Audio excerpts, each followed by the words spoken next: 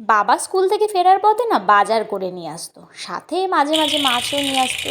বাবা স্কুলের পাশেই সপ্তাহে 2 দিন করে হাট বসতো, সেখানে পাওয়া যেত একদম টাটকা সবজি মাছ। গ্রামের দিকে স্কুলটা ছিল, ওখানে মাছগুলো যেমনি টেস্টি হতো তেমনি দেখতেও খুব সুন্দর লাগতো। ছোটোর থেকেই না আমার মাছ কোটা বা মাছ তোলা, মাছ ভাজা এগুলো দেখতে খুব ভালো লাগে। মাছ খুব একটা খেতাম না, কিন্তু বড় হওয়ার সাথে সাথে এই ছোট মাছ খাওয়ার চাহিদা মনের মধ্যে বাড়তে থাকে। হ্যালো বন্ধুরা, আমি দীপান্বিতা আপনাদের সামনে নিয়ে এসেছি আর একটা নতুন ভিডিও। কালকে গেছিলাম বাজারে, আর যেই দেখেছি ছোট ছোট মাছ রয়েছে, এক কথায় পাঁচমিশালি মাছ, সেই দেখছি মা তো তাহেরপুর বাড়িতে রয়েছে। মা না খুব ভালো মাছ করতে পারে। এই দেখো, এই তেলাপিয়াগুলো হলো একদম দেশি। আলাদা আলাদা করে মাছ কিনেছি, তেলাপিয়া মাছ আলাদা নেওয়ার পর এই ছোটো মাছগুলো পেয়েছিলাম। তারপর চিংড়ি মাছও নিয়ে এসেছি, কারণ বাড়িতে সবাই তো সব কিছু খায় না। আর এই যে চলে এসেছি তারপর রোদ্দুরের স্কুলে।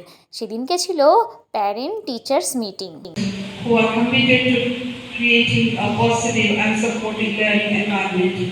Also with them are support staff.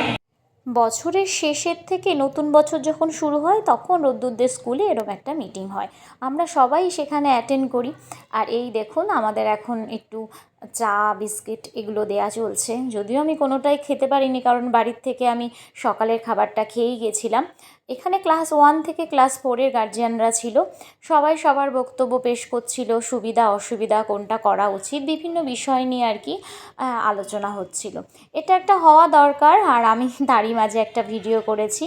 আর ওই লাস্টের দিকে না খুব খিদে পেয়ে গেছিলো।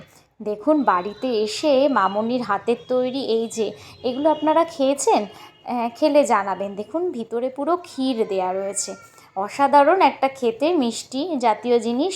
আর আমি এই খাবার লোভে আবার নিচে নেমে এসেছি যে মামনিকে আর একটা দেওয়ার জন্য। তো আজকের ভিডিওটা এখানেই থাকছে, দেখা হচ্ছে পরের ভিডিওতে। টাটা। এবার বলছো, আগে দাও কি করেছো, দাও দাও।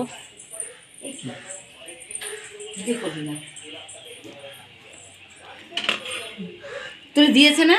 না, তাও দিতে হবে, দাও। আর কটা আছে দেখি, অনেকগুলো আছে। মা খাবে না, মা